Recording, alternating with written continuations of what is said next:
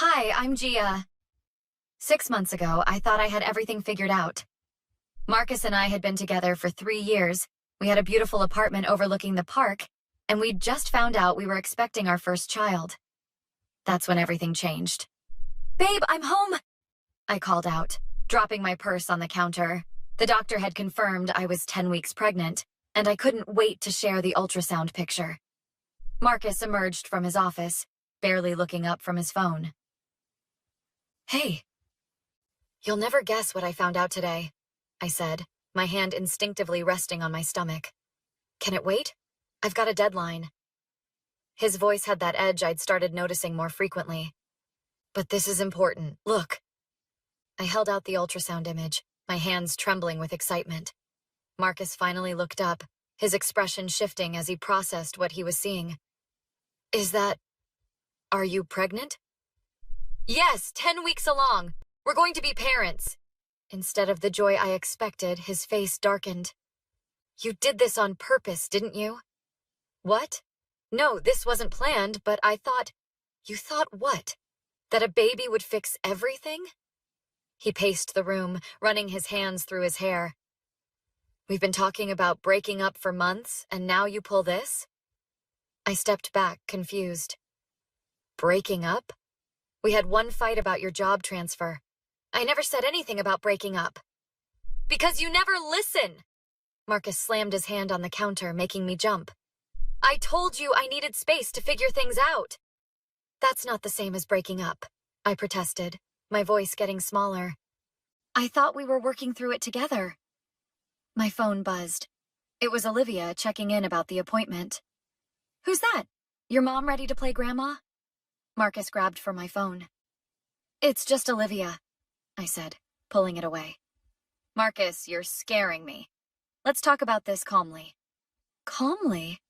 You've trapped me with a kid I never wanted, and you want calm?" His eyes were wild in a way I'd never seen before. "I didn't trap you. This happened to both of us. Get rid of it." His voice was cold and final. "What? No, I want this baby." "Then you'll raise it alone." I felt tears burning behind my eyes. "You don't mean that. You're just shocked." "Don't tell me what I mean." He stepped toward me, fists clenched. "You ruined everything." "Marcus, please."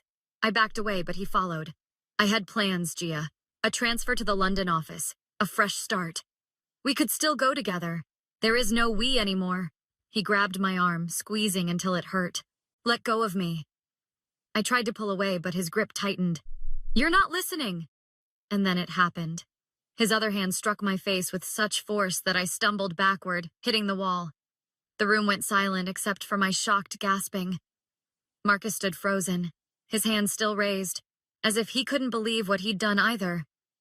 "Gia, he started, his voice suddenly soft. I slid along the wall toward the door, one hand protecting my stomach, the other touching my stinging cheek. "Don't come near me." "I didn't mean to. It was an accident." The doorbell rang, startling us both. Olivia's voice called through the door. "Gia, you okay in there? You stopped texting mid-sentence." Marcus whispered urgently. "Don't say anything, we'll work this out." I looked at the man I thought I knew, my hand still on my burning cheek. "There's nothing to work out." "Gia?" Olivia called again, knocking harder. "If you open that door," Marcus threatened, "you'll regret it." I reached for the doorknob anyway. "Oh my God, Gia, what happened to your face?" Olivia pulled me into the hallway, her eyes darting past me to where Marcus stood. "He hit me," I whispered, still in shock. "He hit me, Liv." Marcus appeared in the doorway. "She fell. Tell her, Gia." Olivia stepped between us. "Back up right now, or I'm calling the cops." "This isn't your business," Marcus said, but he stayed in the doorway. "I'm making it my business." Olivia wrapped a protective arm around me. "We're leaving." "Gia," Marcus's voice softened, attempting the charm that had once won me over. "Baby, I'm sorry. I lost my temper. It won't happen again." I couldn't speak, couldn't look at him. "Let's go," Olivia urged, guiding me toward the elevator. "You can't take my pregnant girlfriend," Marcus called after us. Olivia froze. then turned slowly to me. Pregnant? You're pregnant? I nodded, tears streaming down my face. That makes this so much worse, she muttered, then louder to Marcus. Stay away from her, or the police will be your least concern. At Olivia's apartment, I sat on her couch, holding an ice pack to my face while she paced. We need to file a report, she insisted. Right now. I can't, I whispered. What if he comes after me? What if nobody believes me? I believe you, she said firmly. And we have the mark on your face as evidence. My phone buzzed with messages from Marcus. I'm sorry. Please come home. We can work this out. Block him, Olivia advised. And call your sister. I hesitated. Tara's always liked Marcus. She needs to know what he did. Call her. When Tara arrived an hour later, her reaction wasn't what I expected. Are you sure you didn't provoke him? She asked, examining my face. Marcus has always been so gentle. Provoke him? Olivia interjected. By telling him she's pregnant? You know how men get when they're cornered? Tara shrugged. Maybe he just needs time? He hit his pregnant girlfriend, Olivia said slowly, as if explaining to a child. There's no excuse for that. Ever? I know, but... No buts, I interrupted, finding my voice. I never thought he'd hurt me either, Tara, but he did. And I'm scared of what he might do next. Have you told Mom and Dad? Tara asked. Not yet. Good, don't. Dad will kill him. Or support his daughter, Olivia countered. Tara sighed. I just think you should consider all options before you blow up your relationship. What options? I demanded. Stay with someone who hit me? Who might hurt our baby next time? There won't be a next time if... There already shouldn't have been a first time, Olivia cut in. My phone rang. Detective Collins from the local precinct. Olivia had called the police while I was in the bathroom. Miss Gia Mitchell? I understand you may want to report a domestic violence incident. I took a deep breath. Yes. My boyfriend hit me. I'm pregnant with his child. Can you come to the station to make a statement? We'll need photographs of any injuries. Tara was shaking her head frantically. Yes, I said firmly. I'll be there in 30 minutes. After I hung up, Tara grabbed my arm. Think about what you're doing. This will follow him forever. It will follow me forever, too, I said quietly. The difference is, I didn't do anything wrong. But it was just one time. One time is all it takes, I said. What if it had been worse? What if I'd lost the baby? Olivia nodded. The most dangerous time for a woman in an abusive relationship is when she's pregnant or trying to leave. This is really what you want? Tara asked. I touched my bruised cheek and thought of the tiny life inside me. No. What I want is the man I thought I knew, but he doesn't exist. So yes, I'm doing this. I'll drive you, Olivia offered. As we headed for the door, Tara called after us. Just be prepared. These things aren't always clear-cut in court. I turned back to her. Nothing about this is clear-cut. But I know what happened, and I know what I need to do now. The police station was quieter than I expected. Detective Collins, a woman with kind eyes and a no-nonsense manner, took my statement while a photographer documented my injuries. Has this happened before? She asked. No, I admitted. But he threatened me when I tried to leave. She nodded, making notes. Any witnesses? My friend Olivia heard him yelling through the door and saw me right after. Good. We'll talk to her too. Detective Collins leaned forward. Miss Mitchell, we've called your boyfriend for questioning. He's agreed to come in. Are you comfortable staying while we process everything? My stomach nodded. Will I have to see him? No, we'll keep you separated. While I waited, I called an attorney Olivia recommended. Andrew Fisher specialized in domestic violence cases and agreed to meet me at the station. The detective mentioned a restraining order. I told Andrew when he arrived. How does that work? We'll file immediately, he explained.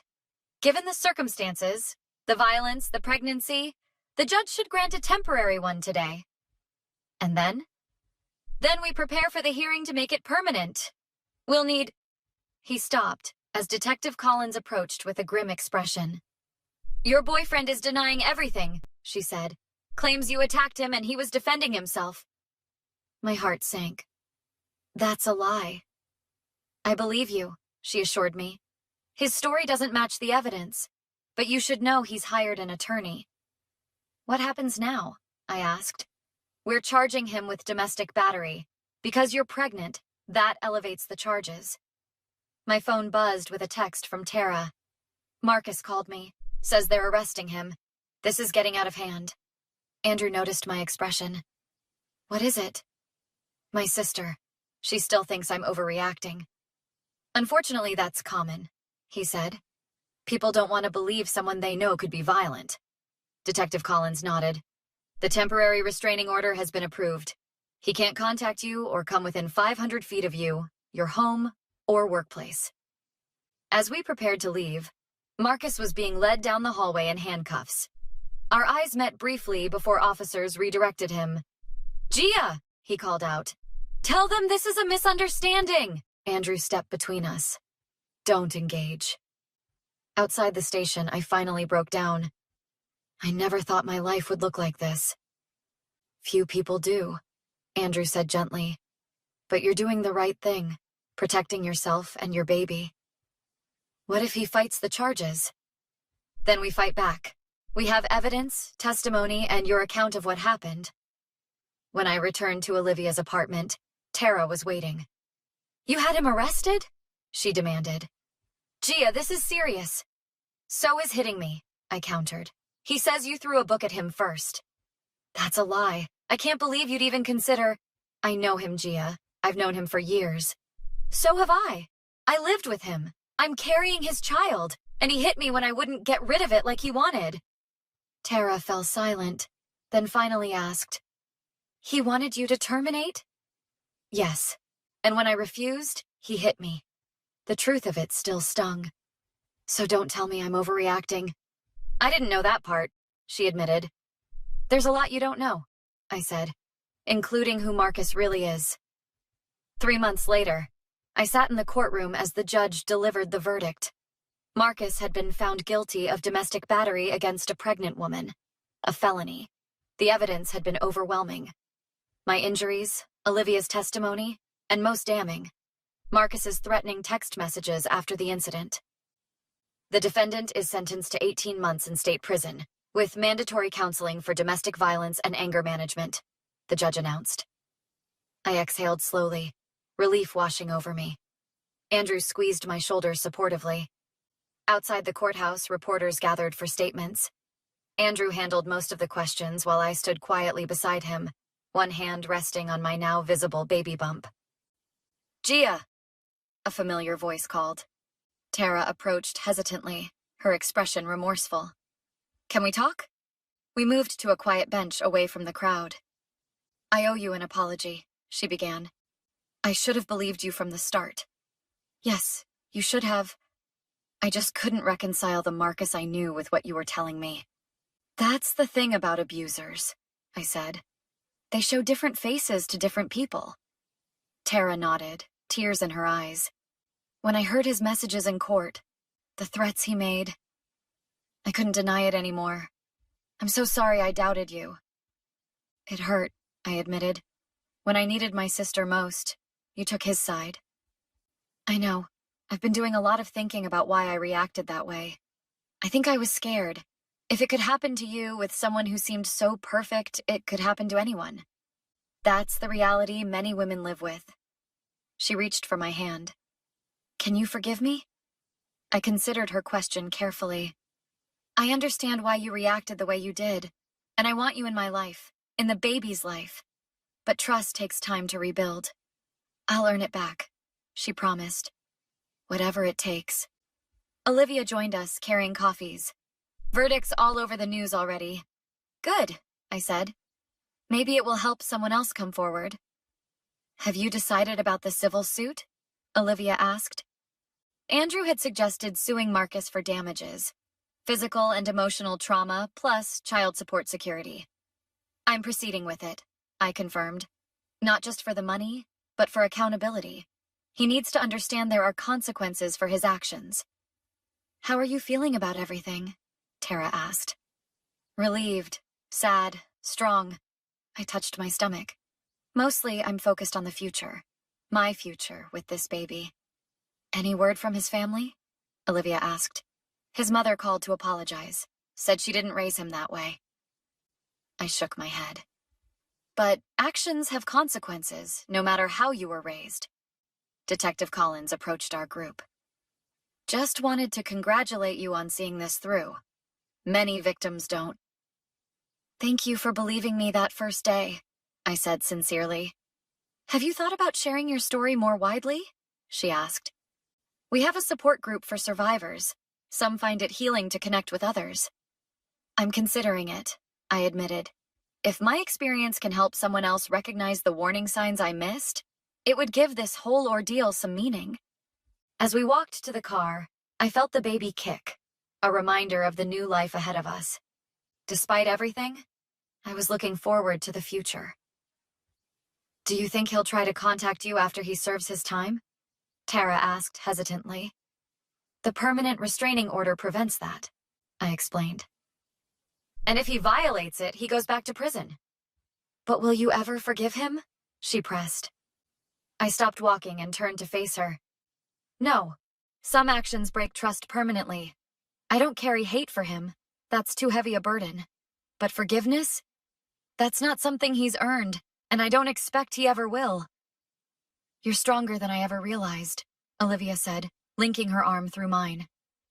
I had to be, I replied, looking ahead. And I still have to be, for both of us now. As we drove away from the courthouse, I wondered how many other women were living in fear today. How many others needed to find the courage I had found. What would you do if someone you loved revealed their true self in one terrible moment? Would you have the strength to hold them accountable?